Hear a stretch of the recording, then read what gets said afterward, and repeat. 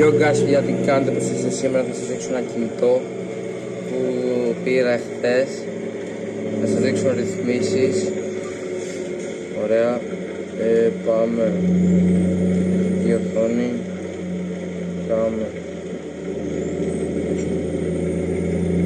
Πάμε εδώ και πατάμε αυτό. Πατάμε όχι τώρα. Και έτσι αλλάζεται αυτό εδώ πέρα. Θα σας δείξω και ένα ακόμα.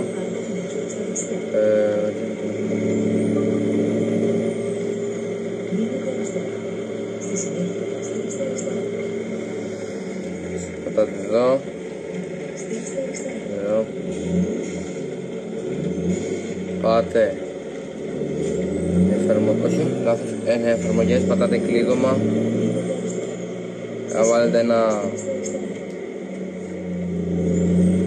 ό,τι θέλετε εσείς. Εγώ βάζω αυτό. Όχι τώρα, και μπορείτε να το συνδεθείτε στην Xiaomi. Θα σας βάλω ένα χρονόμετρο εδώ πέρα, 4 δευτερόλεπτα.